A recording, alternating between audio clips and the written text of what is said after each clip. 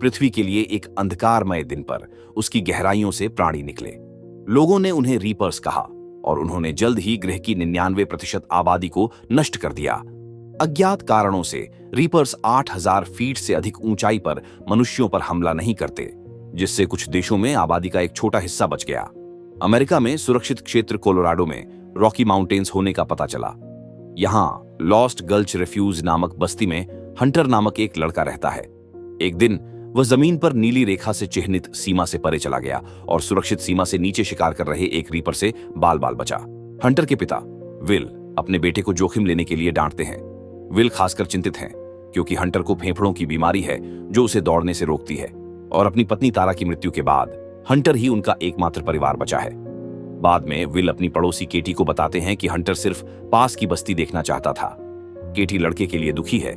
उनके गांव में उसके दोस्त बनने के लिए कोई अन्य बच्चे नहीं है और सबसे अधिक वह अपनी मां को बहुत याद करता है। इस बीच बगल के आंगन में नीना नामक एक महिला रीपर्स को मारने का तरीका खोजने की असफल कोशिश कर रही है। वह विभिन्न मिश्र धातुओं का परीक्षण घोलियां बनाकर और उन्हें रीपर कवच पर चलाकर करती है। विल नीना के प्रयोगों को लेकर संशयात्मक हैं। अक्सर तारा को याद करते हैं जो आवश्यक रसायन प्राप्त करने के लिए नीना के साथ खतरनाक मिशन पर गई थी और एक रीपर के जबड़े में मारी गई थी। हंटर को एक और दौरा पड़ता है। विल उसे स्थिर करने में सफल होते हैं, पर वे महसूस करते हैं कि जरूरी दवाओं का स्टॉक लगभग खत्म हो गया है। अगले दिन विल स्थानीय दुकान से मैकरोनी खरीदते हैं, जो अब कीमत के बावजूद एक कीमती खाद्य पदार्थ है। हंटर का जन्मदिन है और मैकरोनी उसका पसंदीदा खाना है। हालांकि हंटर जानना चाहता है कि उसके पिता अब रेडियो क्यों नहीं सुनते। विल बताते हैं कि बिजली एक दुर्लभ संसाधन बन गई है और इसे हंटर के लाइफ सपोर्ट मशीन के लिए आरक्षित रखना चाहिए। विल यह भी बताते हैं कि मशीन के फिल्टर लगभग खत्म होने वाले हैं। उन्हें बदलने के लिए उन्हें सुरक्षित ऊंचाई से नीचे स्थित निकटतम शहर की यात्रा करनी होगी। बाद में तारा की करीबी दोस्त केटी विल से मिलने आती है। वह उन्हें याद दिलाती है कि आज शुक्रवार है और वे याद करते हैं कि आक्रमण से पहले सप्ताहांत कैसे होते थे। उनकी बातचीत नीना के आंगन से आई एक गोली की आवाज से बाधित होती है। जैसे ही वह एक और गोली का परीक्षण करती है, वे आश्चर्य से एक दूसरे को देखते हैं, उसकी दृढ़ता पर हैरान। उस रात हंटर की स्थिति फिर से बिगड़ जाती है। विल उसे एक इंजेक्शन देते हैं और मुश्किल से लक्षणों को कम करने में सफल होते हैं। अगले दिन विल नीना के पास आकर बताते हैं कि वे कल शहर जाने वाले हैं, ये कहते हुए कि उन्हें एक सुरक्षित रास्ता मालूम है। नीना जोर देकर कहती है कि ऐसा कोई रास्ता नहीं है। विल बताते हैं कि हंटर के उपकरण में फिल्टर लगभग समाप्त हो गए हैं, जिससे उन्हें अस्पताल से प्रतिस्थापन लाने के अलावा कोई विकल्प नहीं बचा है। नीना चेतावनी देती है कि यात्रा के लिए रीपर्स द्वारा गश्त किए जाने वाले दर्रों से नीचे उतरना होगा। तब विल अपना रहस्य बताते हैं। वे शहर पहुंचने के लिए पहाड़ से होकर जाने वाली एक छोड़ी गई खदान का इस्तेमाल करने की योजना बनाते हैं। नीना उन्हें याद दिलाती है कि रीपर्स भूमिगत से उत्पन्न हुए थे और खदानें उनका प्राकृतिक निवास स्थान है। हालांकि विल जोर देते हैं कि वे खदान से अच्छी तरह परिचित हैं और यात्रा की दूरी काफी कम है। वे कल मिलने का समय तय करते हैं। हालांकि नीना दृढ़ता से कहती है कि वह उनके साथ नहीं जाएगी। विल के जाने के बाद नीना लंबे समय तक उस समुद्री डाकू झंडे को देखती रहती है जिसे उसने पहाड़ों पर फहराने की कसम खाई थी जब उसने रीपर्स से लड़ने का तरीका खोजा था। अगली सुबह विल स्थानीय बंदूक निर्माता से मिलता है जो उसे एक राइफल और ग्रेनेड देता है। हालांकि हथियार शिकारियों के खिलाफ बहुत प्रभावी नहीं है, वे कम से कम उन्हें धीमा कर सकते हैं। बंदूक निर्माता अपनी निजी आपूर्ति बांटता है और विल को शुभकामनाएं देता है। केटी आती है, इस बात से परेशान है कि विल ने उसे अपनी योजनाओं के बारे में नहीं बताया। उसकी आपत्तियों के बावजूद वह हथियारबंद होकर घोषणा करती है कि वह उसके साथ जाएगी। नीना केटी का अभिवादन शत्रुता से करती है, यह कहते हुए कि वह रीपर्स का सामना करने को तैयार नहीं है। उसने कभी एक को पास से नहीं देखा है। नीना समूह के लिए निश्चित मौत की भविष्यवाणी करती है।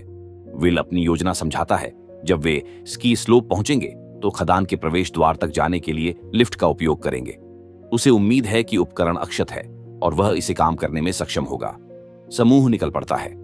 सवालों के जवाब में नीना कहती है कि वह अपनी प्रयोगशाला तक पहुंचने की उम्मीद रखती है, जहां उसे पता है कि उसके काम को आगे बढ़ाने के लिए किन विशेष रसायनों की जरूरत है। नीना अपने 2 उपकरण भी लाती है, एक कंपास और एक ऐसा उपकरण जो रीपर्स के पास होने पर उनके उच्च बायो इलेक्ट्रोमैग्नेटिक आवेगों को पकड़कर उनका पता लगा सकता है, जो पृथ्वी पर किसी भी प्राणी से कहीं अधिक मजबूत हैं। जल्द ही वे स्की स्लोप से लगभग 1 मील दूर एक फायर रोड तक पहुंचते हैं। हालांकि यह सुरक्षित क्षेत्र का अंत है। समूह सीमा पार करता है और सावधानी से आगे बढ़ता है, हथियार तैयार रखते हुए। वे कई क्षतिग्रस्त वाहनों के पास आते हैं, आपूर्ति और हथियार जुटाते हैं। उनमें से केटी एक ग्रेनेड लॉन्चर लेती है, अपनी टेक्सास की परवरिश और ऐसे उपकरणों के साथ कौशल प्रदर्शित करती है। इस बीच नीना रीपर का एक स्केल टुकड़ा खोजती है। जैसे ही वह इसे उठाती है, उसके और केटी के बीच एक गर्मागर्म बहस छिड़ जाती है। केटी तारा की मृत्यु के लिए नीना को दोषी मानती है, जबकि नीना केटी को अनुभवहीन परेशानी बताकर खारिज करती है। विल हस्तक्षेप कर लड़ाई रोकता है और समूह परित्यक्त इसकी क्षेत्र की ओर बढ़ता है। अचानक जंगलों से दूर की हिनहिनाहट गूंजती है, जो समूह को पहाड़ों में स्वतंत्र रूप से घूमने वाले जंगली घोड़ों के दृश्य से चकित करती है। जल्द ही वे स्की रिसॉर्ट पहुंच जाते हैं। शिखर और सुरक्षा पहुंच के भीतर हैं। हालांकि नीना चेतावनी देती है कि शीर्ष तक पहुंचना असंभव है, क्योंकि एक रीपर पहले से ही पास है। विल और नीना बैकअप जनरेटर की ओर भागते हैं, लिफ्ट को पावर देने की कोशिश करते हैं, जबकि केटी ग्रेनेड लॉन्चर से पहरा देती है। वह प्राणी के जंगल से बाहर आने का इंतजार करती है, पर उसका कोई निशान नहीं दिखता। अंत में जानवर पेड़ों की रेखा से निकलता है। केटी फायर करती है, लेकिन ग्रेनेड चप्पल राक्षस को चूक जाता है। रीपर उसकी ओर दौड़ता है। जैसे ही विल लिफ्ट सक्रिय करता है, वह और नीना गोंडोला में कूदकर ऊपर की ओर चढ़ने लगते हैं। विल रीपर पर गोली चलाता है, केटी को लिफ्ट टॉवर पर चढ़ने का मौका देता है। उसे कूदने पर मजबूर किया जाता है। वह मुश्किल से लिफ्ट सीट पकड़ पाती है। रीपर अविचलित अपने टेंटेकल से केबल को पकड़ लेता है, उसे तोड़ देता है। समूह तेजी से जमीन की ओर गिरता है और बाल बाल बचकर सुरक्षित क्षेत्र में पहुंच जाता है। उस रात वे एक पुराने गार्ड हाउस में आराम करते हैं। केटी मानती है कि वह डरी हुई है, यह स्वीकारते हुए कि उसने अपने दुश्मन की प्रकृति को नहीं समझा था। वह अब रीपर्स को पूर्ण शिकारियों के रूप में देखती है। नीना अपना दृष्टिकोण साझा करती है। रीपर्स न तो आराम करते हैं, न ही वे मनुष्यों को खाते हैं। हालांकि वे उन्हें बेरहमी से मारते हैं, अन्य प्राणियों को छोड़ देते हैं, जिससे उसे उनकी जैविक प्रकृति पर शक होता है। जैसे ही महिलाएं सो जाती हैं, विल अपनी पत्नी के साथ हुए झगड़े पर विचार करता है। तारा ने उसे नीना पर विश्वास करने का आग्रह किया था, यह कहते हुए कि वह दुनिया को बचा सकती है। विल इस विचार से नाराज था। उसे लगता था कि तारा को अपनी जान जोखिम में डालने का कोई हक नहीं था, खासकर जब उसके कमजोर बेटे की देखभाल करनी थी। नीना के पास कोई परिवार नहीं था, उसे खोने के लिए कुछ नहीं था। लेकिन तारा ने उसे याद दिलाया कि हंटर के फिल्टर अंततः खत्म हो जाएंगे और अगर वे कुछ न करें तो वह मर जाएगा। विल उसे मना नहीं पाया था। अगली सुबह समूह एक पुरानी खदान पहुंचता है, जिसे विल अपने खनन शिकारी के दिनों से अच्छी तरह जानता है। हालांकि निचले स्तर सुरक्षित क्षेत्र से नीचे जाते हैं, जिससे वे रीपर्स के लिए खतरनाक हो जाते हैं। इसके अलावा सुरंगों की सीलिंग खराब है, जिससे खतरा बढ़ता है। विल जोर देता है कि खतरनाक क्षेत्र केवल 210 मीटर लंबा है और नीना का ट्रैकर आसपास के किसी भी रीपर का पता लगा सकता है। पर नीना का कहना है कि यह उपकरण जमीन के नीचे काम नहीं करेगा। इसके अलावा मनुष्य कार्बन डाइऑक्साइड छोड़ते हैं, जिसे रीपर्स तुरंत पहचान सकते हैं। विल के साथ अपनी निराशा व्यक्त करने के बाद नीना खदान में उतरने वाली पहली व्यक्ति है। वांछित स्तर तक पहुंचने पर उन्हें मार्ग वेल्डेड धातु से अवरुद्ध मिलता है। आगे बढ़ने का एकमात्र तरीका एक और स्तर नीचे जाना है, पर यह क्षेत्र निश्चित रूप से सुरक्षित सीमा से बाहर है। विल घोषणा करता है कि वह पीछे नहीं मुड़ेगा और महिलाएं अनमने से उसका अनुसरण करती हैं। वे एक सीढ़ी से नीचे उतरते हैं। विल उन्हें अधिक कार्बन डाइऑक्साइड न छोड़ने के लिए अपना समय लेने का आग्रह करता है। अंतिम प्रयास से पहले टीम एक ब्रेक के लिए रुकती है। केटी बताती है कि कैसे आक्रमण की शुरुआत में उसने अपने बॉयफ्रेंड के साथ लड़ाई की थी, उसे फ्राइंग पैन से मारा था और उसकी कार में भाग गई थी, जिसने अंततः उसकी जान बचाई। समूह अगले स्तर पर उतरता है और आगे बढ़ता है। वे अधिकांश रास्ता तय कर लेते हैं जब एक रीपर दिखता है, जिससे उन्हें भागना पड़ता है। विल प्राणी पर गोली चलाता है, पर गोलियां उसे रोक नहीं पाती। रीपर बिना रुके अंतर को कम करता जाता है। टीम को एक बंद गली में हाँकता है। विल समूह को अपनी फ्लैशलाइट बंद करने और सांस रोकने का आदेश देता है। रीपर का टेंटेकल क्षेत्र की जांच करता है, उनके चेहरों के खतरनाक रूप से करीब से गुजरता है। विल प्राणी को चौंकाने के लिए फ्लेयर का उपयोग करता है, जिससे समूह को आंशिक रूप से ढही सुरंग की ओर भागने का मौका मिलता है। वे अंदर घुस जाते हैं, लेकिन केटी एक गलत मोड़ लेती है और रीपर के टेंटेकल्स में फंस जाती है। विल असहाय होकर देखता है जैसे केटी को खदान के अंदर खींच लिया जाता है। इस बीच नीना एक सीढ़ी देखती है और जोड़ी एक उच्च स्तर पर चढ़ती है। पीछा कर रहे रीपर से बाल बाल बचती है। अंत में नीना और विल खदान से बाहर निकलकर सतह पर लौट आते हैं। सुरक्षित क्षेत्र की सीमा से परे सुरक्षित हैं। जोड़ी अपनी यात्रा जारी रखती है और जल्द ही एक अच्छी स्थिति में पिकअप ट्रक पाती है, जिसे वे आगे बढ़ने के लिए इस्तेमाल करने का निर्णय लेते हैं। निकलने से पहले वे रात भर एक खाली घर में ठहरते हैं, जहां उन्हें कुछ खाने की सामग्री मिल जाती है। रात के खाने के समय वे तारा और केटी को याद करते हैं। विल को खदान में ले जाने का पछतावा है, हालांकि नीना उसे अपने गुस्से को लड़ाई के लिए चैनल करने की सलाह देती है। वह अपनी प्रयोगशाला में मैग्नीशियम लेने की योजना बताती है, ये सिद्धांत देते हुए कि रीपर के अभेद्य स्केल चुंबकीय सुरक्षा तंत्र पैदा करते हैं। उसका मानना है कि मैग्नीशियम युक्त गोली कवच को भेद सकती है और आंतरिक आग को प्रज्वलित करके प्राणी को मार सकती है। विल क्रोधित हो जाता है, उसके सिद्धांत को अप्रमाणित बताते हुए, और टेरेस ऑफ अन्य लोगों की मौत का दोष उस पर डालता है। नीना जवाब देती है कि अब वह भी पहले की तरह वही कठिन निर्णयों का सामना कर रहा है। अगली सुबह वे शहर की ओर जाते हैं और ऑक्सीजन फिल्टर की तलाश में अस्पताल पहुंचते हैं। इमारत खंडहर में बदल चुकी है और लूट ली गई है, जिससे उन्हें ऊपरी मंजिल तक चढ़ना पड़ता है। वहां एक ऑपरेशन थिएटर में विल को आखिरकार वह मिल गया जिसकी उसे जरूरत थी। लेकिन जल्द ही उन्हें एक रीपर के आने की विशेष आवाज सुनाई देती है, जो आने वाले हमले का संकेत है।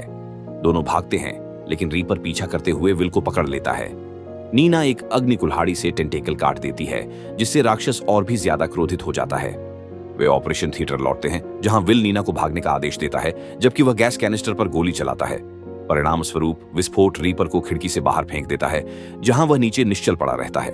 अपना लक्ष्य पाने के बाद विल अपने बेटे के पास वापस जाने की इच्छा जताता है। नीना उसे पहले अपनी मदद करने के लिए मना लेती है, ये कहकर कि अगर वह मैग्नीशियम बुलेट बना सकती है तो मानवता के पास एक मौका हो सकता है। वह अपना समुद्री डाकू झंडा उठाने का वादा करती है, ये दिखाने के लिए कि रीपर्स को हराया जा सकता है, ये सुनिश्चित करते हुए कि केटी और टारा की मृत्यु बेकार नहीं जाएगी। अनिच्छा से विल सहमत हो जाता है। वे नीना की पूर्व प्रयोगशाला UBED-S डिपार्टमेंट ऑफ एनर्जी में जाते हैं, जहां वह आवश्यक सामग्री इकट्ठा करती है और अपनी जादुई गोली बनाना शुरू करती है।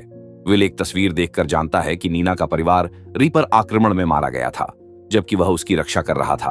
वह केवल इसलिए बची क्योंकि वह काम पर थी। नीना मानती है कि वह हर दिन घर पर न होने के लिए खुद को दोषी समझती है और परिवार को आखिरी बार गले लगाने का मौका न मिलने का अफसोस करती है। विल उसे सांत्वना देने की कोशिश करता है, कहकर कि वह उन्हें बचा नहीं सकती थी, लेकिन नीना उसके शब्दों को खारिज करती है, कहते हुए कि ऐसे जीवन का उसके लिए कोई अर्थ नहीं। ये महसूस करते हुए कि गोली को पूरा करने में उसे काफी समय लगेगा, नीना विल से अपने बेटे के पास लौटने का आग्रह करती है, जिसके पास समय कम है। वह काम जारी रखने और बाद में विल से मिलने का वादा करती है। बाहर पार्क की गई अपनी कार का उपयोग करते हुए विल अनिच्छा से पिकअप ट्रक में चला जाता है। नीना के काम करते समय उसे एक पावर सेल मिलता है, जो उसे मैग्नीशियम की जगह कोबाल्ट इस्तेमाल करने के लिए प्रेरित करता है। जैसे ही वह गोली पूरी करती है, एक रीपर उस पर हमला करता है।